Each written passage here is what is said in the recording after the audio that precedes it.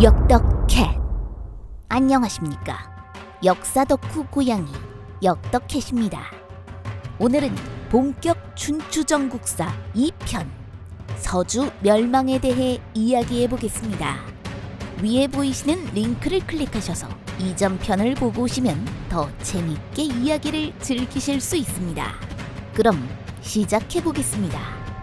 사마천이 쓴 사기에 따르면 주나라의 12대 왕인 유왕은 성격이 난폭하고 여자를 밝히기로 유명했던 왕으로 기원전 781년 주선왕을 이어 왕위에 올랐습니다.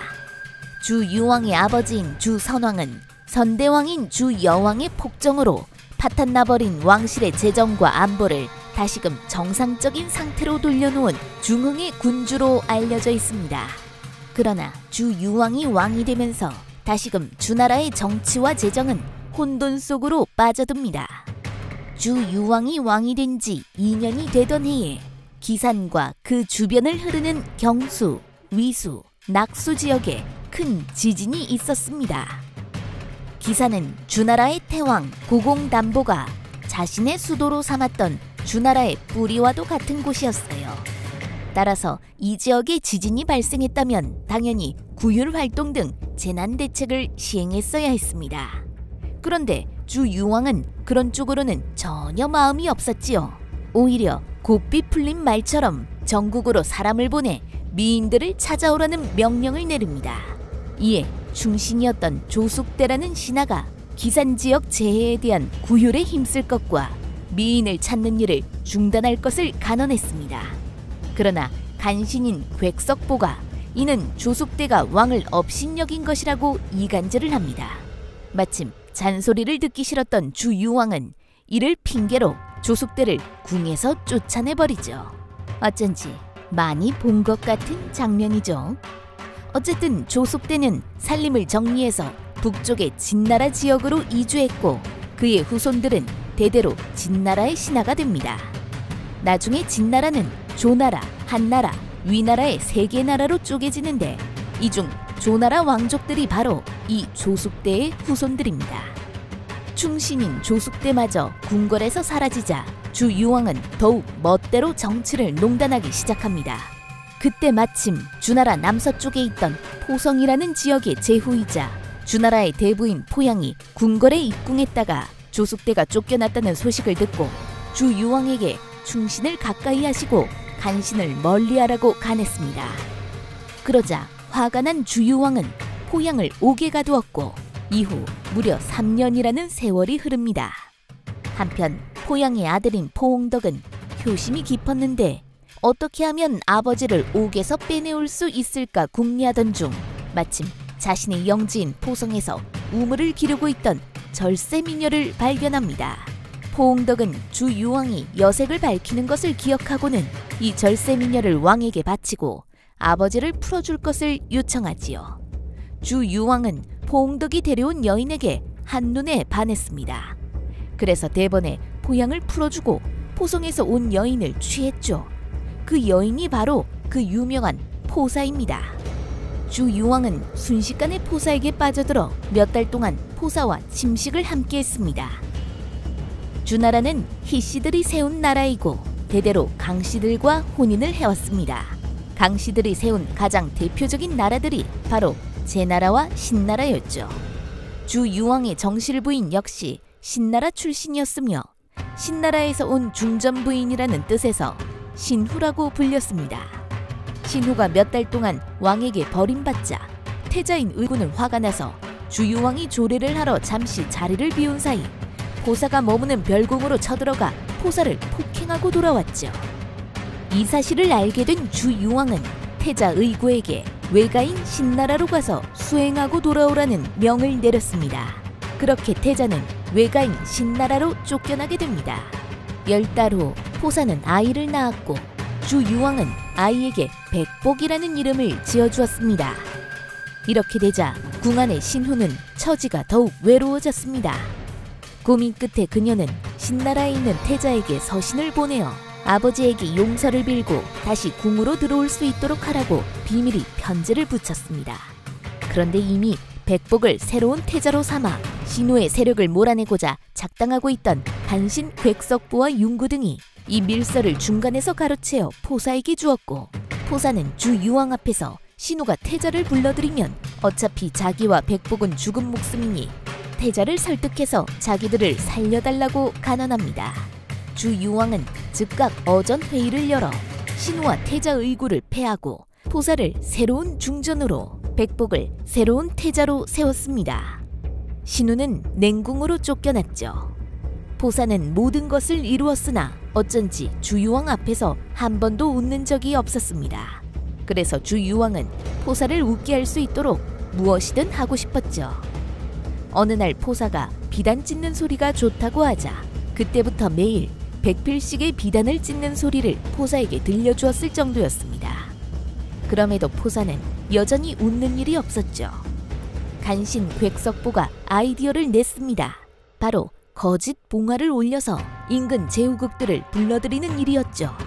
이 봉화라는 것은 무엇일까요? 잠시 이야기를 주유왕의 아버지 주선왕 때로 돌려보죠. 주선왕은 앞에서 말한 것처럼 주나라를 다시 부흥시킨 왕이었습니다. 그가 시행한 여러 안보 정책 중 하나가 바로 호경 동쪽의 여산에 봉화대를 설치한 일입니다. 봉화대에 불을 지피고 북을 치면 인근의 제후들이 즉각 군대를 몰고 호경 앞에 집결하기로 되어 있었습니다. 객석보는 이 봉화를 울려서 제후들이 우왕좌왕 모여드는 꼴을 포사에게 보여주자는 것이었죠. 그날 밤 봉화가 울리자 사방의 제후들이 군대를 몰고 호경 앞에 모여들었습니다. 왕은 그들 앞에 나서서 외적의 침입은 없으며 돌아가도 좋다는 말을 전했습니다. 제후들은 망연자실하며 각자의 나라로 돌아갔죠. 이 모습을 보고 드디어 포사가 크게 웃었습니다. 주유왕은 매우 만족했다고 합니다.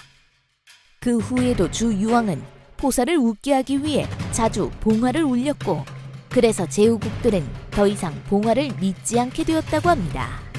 한편 신우의 아버지인 신나라의 제후 신후는 딸이 유폐당하고 외손자가 태자 자리에서 쫓겨난 것에 화가 났습니다. 그래서 왕에게 신우와 태자 의구를 패한 일을 제고해달라고 상소문을 올렸습니다. 당연히 주유왕 역시 화가 나서 즉각 주나라 군대를 소집하여 신나라를 멸하러 가겠다고 엄포를 놨습니다. 덧붙여 원래 후작이었던 신나라를 백작으로 강등한다는 명령까지 덧붙였습니다. 이렇게 되자 신우는 차라리 주나라를 선제 공격하는 것이 낫겠다는 생각을 합니다. 다만 신나라의 군대만으로는 만승의 천자국인 주나라를 공격할 수 없었죠. 그래서 서쪽의 오랑캐 국가인 견융에게 지원군을 요청합니다. 견융은 주나라를 약탈할 목적으로 이를 즉각 수락했습니다. 이렇게 견융족 15,000명의 군대와 전차 300대를 내세운 신나라의 군대가 연합하여 주나라를 급습했습니다. 주유왕은 즉각 봉화대에 불을 붙여 인근 제후들을 소집했으나 이를 보고 응하는 제후는 없었습니다. 지난날 포사를 웃기기 위해 헛되이 봉화대를 지폈던 부작용이었죠. 당시 호경에는 주유왕의 삼촌이자 정나라의 제후 정백우가 지금의 국무총리 격인 사도로서 일하고 있었습니다.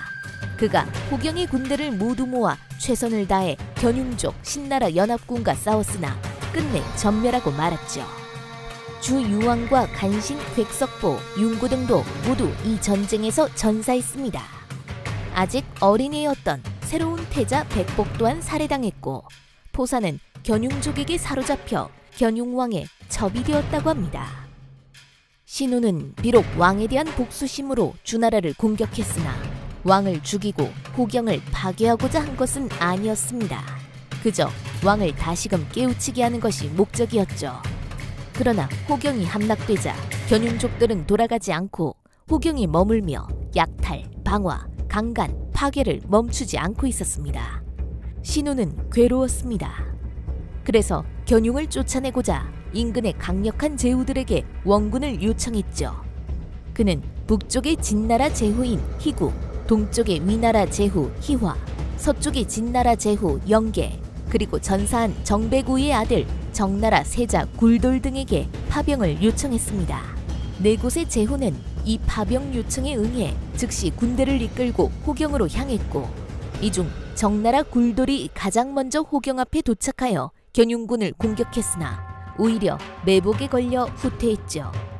그러나 위나라, 진나라, 진나라 세 개 군사들이 속속 도착하자 승기는 확실하게 사국연합군 쪽으로 기울었습니다. 사국연합군은 패퇴해온 정나라의 군대를 수습한 후 호경에 대한 대대적인 야습을 가했습니다.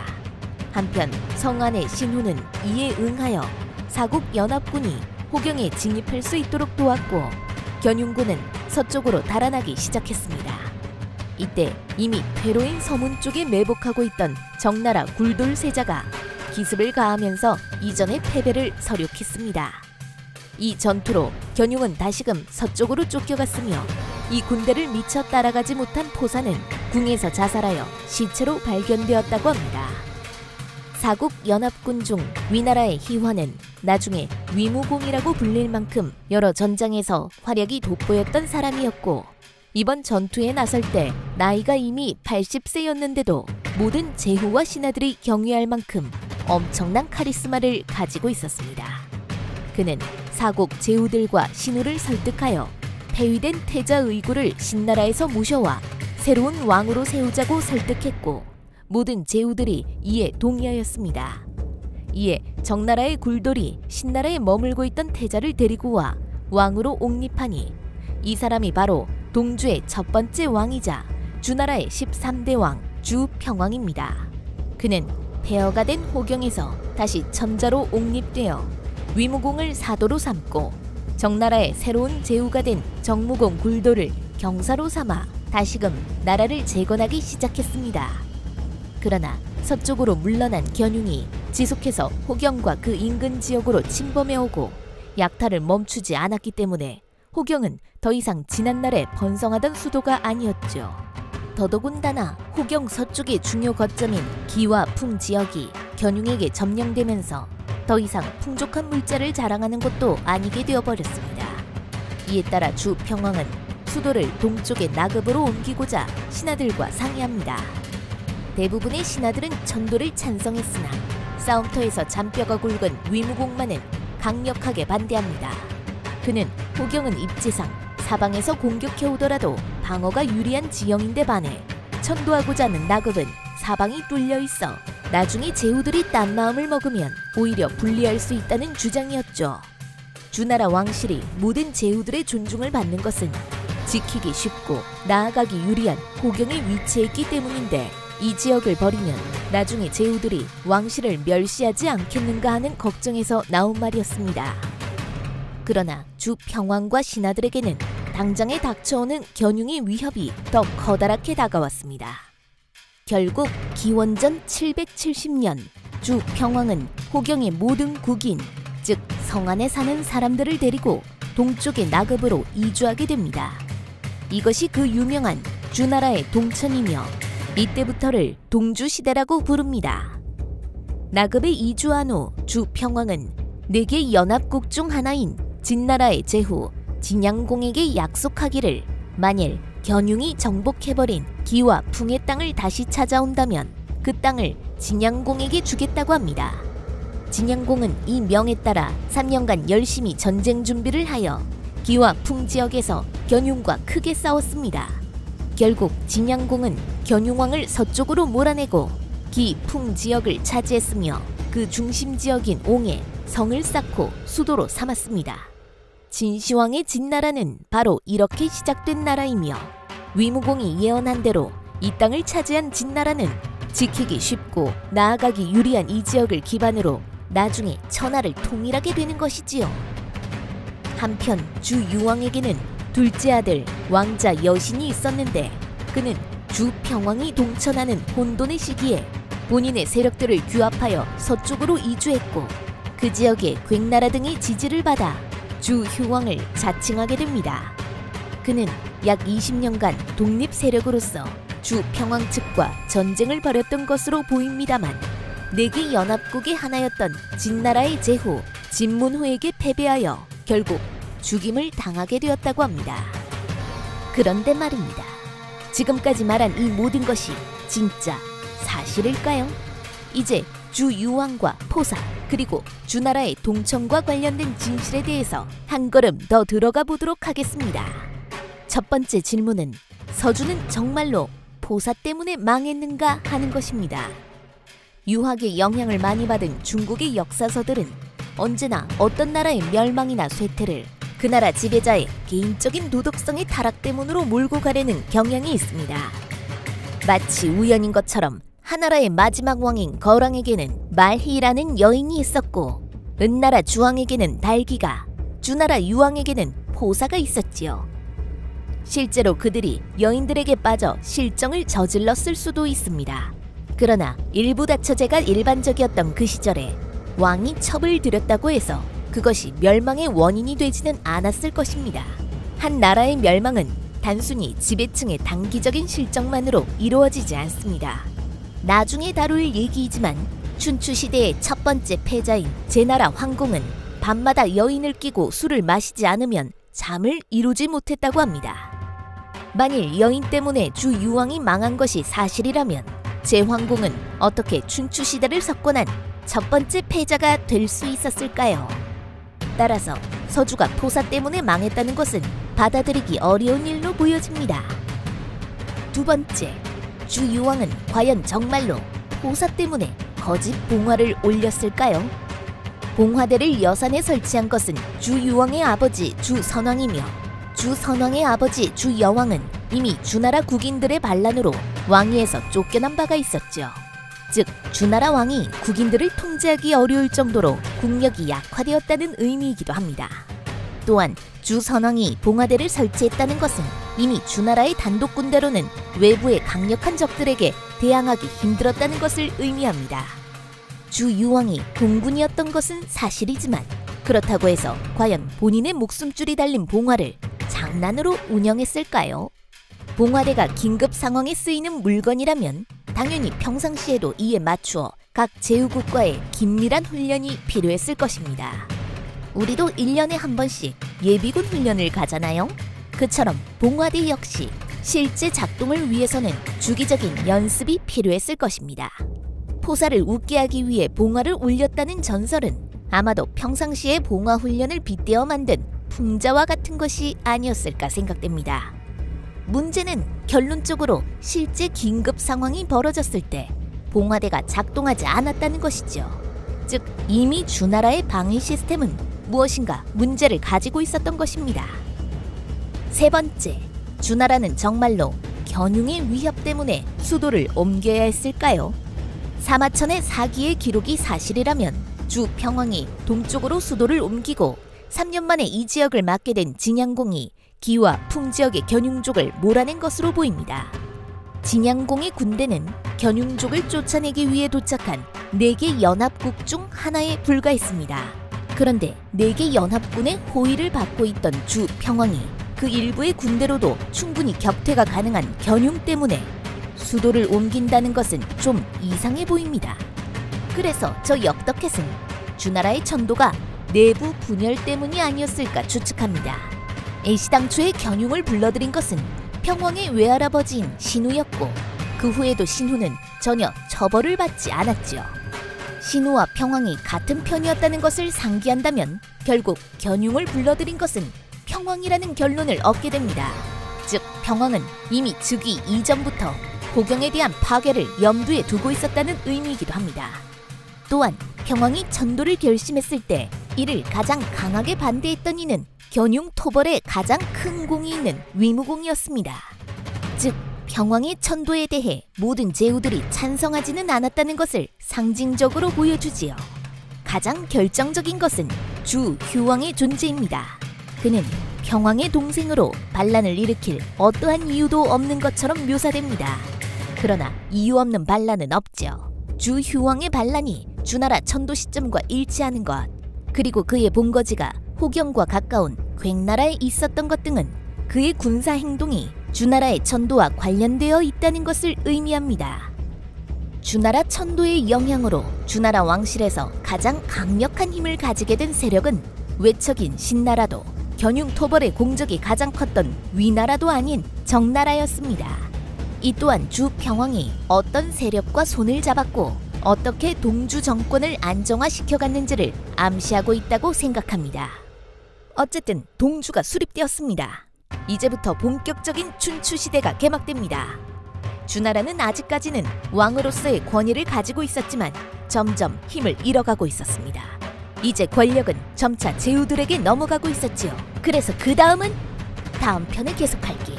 이상 역사 덕후 고양이 역덕캣이었습니다. 구독, 좋아요, 알림 설정은 힘이 된다냥.